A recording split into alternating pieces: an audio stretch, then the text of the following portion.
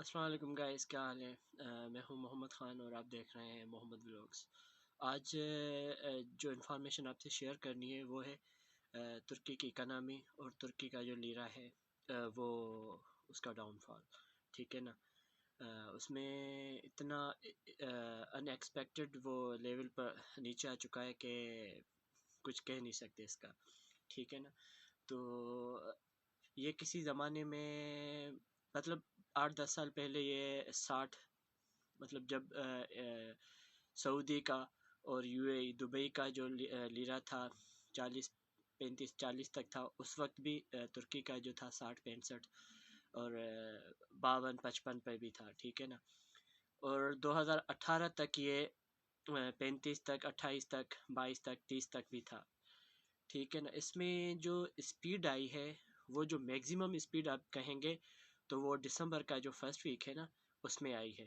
क्योंकि मैं खुद विटनेस हूँ, जब 4-5 महीने पहले ये था 20 पे 18, 20 के 17, मतलब 19-20 का फ़र्क एक एक पाई होकर ये गिर रहा था। लेकिन दिसंबर के जो फर्स्ट वीक में ये एक एक रुपए के हिसाब से, डेढ़ डेढ़ रुपए के हिसाब से नीचे आया है। ठीक है ना। जब मैं आया था उस वक्त मुझे $100 के बदले तकरीबन 750 लिरा मिल रहे थे। ठीक है ना। एक्सचेंज रेट जो था ना वो ये था। और अभी आप सोच भी नहीं सकते कि $100 के बदले आपको मिलेंगे तकरीबन डबल, 1400-1500। ठीक है ना। तो अब ये इनके लिए तो बुरी खबर है, तुर्की वालों के लिए, या जो फैमिलीज़ हैं, या जो लेबर वर्क करते हैं, या जो सैलरीज पे काम करते हैं, उनके लिए तो ये बहुत बुरी खबर है। क्योंकि मैं आपको सारी डिटेल बताऊंगा कि मार्केट है, जो बिम्स हैं, जो सरकारी गवर्नमेंट मार्केट्स हैं, ठीक है ना, वहाँ पे चीज़ों का जो रेट है ना, वो 1.5-2 रुपये से लेकर 3-4 रुपये तक ऊपर आ चुका है। फॉर सपोज़ आप डेली रोटी तो सबको खानी होती है। वो जो रोटी थी, वो जो 1.5 रुपये 1 रुपये में मिलती थी, वो अब 2 रुपये की हो गई है। ठीक है ना।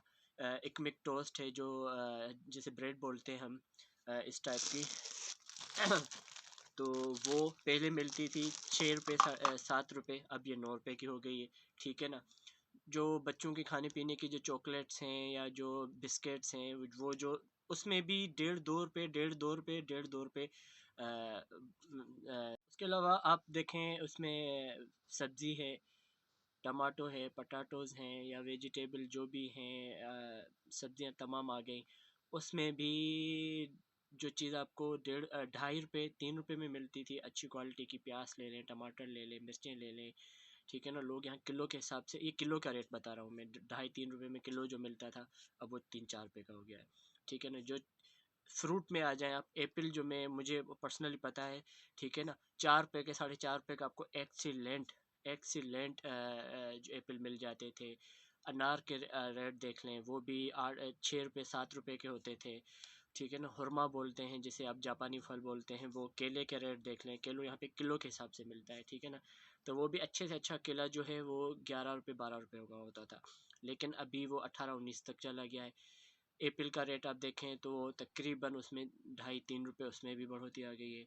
उसके अलावा अनार का देख लें, अंगूर देख लें, उस सब, मतलब वेजिटेबल, फ्रूट्स, रोटी, ये सारी चीज़ों में इसमें इजाफा हो गया है। ठीक है ना।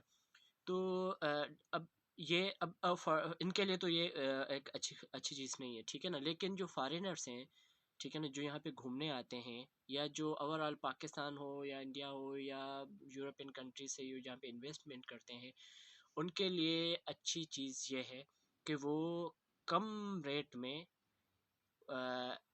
एक्सपेंसिव चीज़ ख़रीद सकते हैं, इन्वेस्टमेंट कर सकते हैं। होटल्स हो, रेस्टोरेंट हो, बिल्डिंग्स हो, अपार्टमेंट्स हो, गोल्ड हो। ठीक है ना। आप वहाँ से कम पैसे, एक मिसाल है, नाइकी का एक शूज़ है, जो यूरोप के किसी भी कंट्री में वो मिलता है 160 या 150 यूरो में, या 150 डॉलर में। ठीक है ना। अब 150 डॉलर आप यहाँ पे लेके आए, वही नाइकी का शूज़ यहाँ के किसी भी नाइकी स्टॉल से, वो आप वैसे दो ले सकते हैं। ठीक है ना। तो मतलब एक के साथ एक फ्री समझे, क्योंकि प्राइस वहाँ पे होती है तो वो तो डॉलर डॉलर ही चलता है। 1 रुपया, जैसे इनका 1 रुपया, यहाँ का 1 ही रुपया है। यही 1 रुपया पाकिस्तान जाएगा तो 11 रुपये, 10-11 रुपये हो जाएगा। तो एडिडास का कोई आप ट्रैक सूट ले लें या कोई शूज़ ले लें या कोई भी इंटरनेशनल ब्रांड हो गया, वॉच हो गई, ग्लासेस हो गए, जो आप वहाँ से 30-50 यूरोस में या डॉलर में आप एक ले सकते हैं। वही 50 या 60 आप यहाँ लेके आएँ और उन्हीं पैसों को आप कन्वर्ट करा कर 2 या 3 ले सकते हैं, ठीक है ना। तो ये उनके लिए काफ़ी फेवरेबल है। और जो टूरिस्ट आते हैं, घूमने फिरने आते हैं, ठीक है ना, उनके लिए काफ़ी बहुत ही एंड लेवल का ये चीप पड़ गया है, ठीक है ना। आप घूमें फिरें ये वो, ठीक है ना। उसके अलावा तीसरी चीज़ क्या है, जो आप हेयर ट्रांसप्लांट कराते हैं उसमें भी आपको फ़ायदा हो जाएगा। मिसाल 4,000 लीरा में, 8,000 लीरा में आपको पूरी सर्विस मिलती है, ठीक है ना। जो हेयर ट्रांसप्लांट कराते हैं, क्योंकि टर्की घूमने फिरने के अलावा बाकी जो तीन चीज़ों में जो फेमस है उनमें हेयर ट्रांसप्लांट है, ठीक है ना। और जो दांतों की जो सर्विस है या रिपेयरमेंट है या जो दांत लगवाए जाते हैं वो भी यहाँ पे काफ़ी एक्सीलेंट क्वालिटी में लगते हैं, ठीक है ना।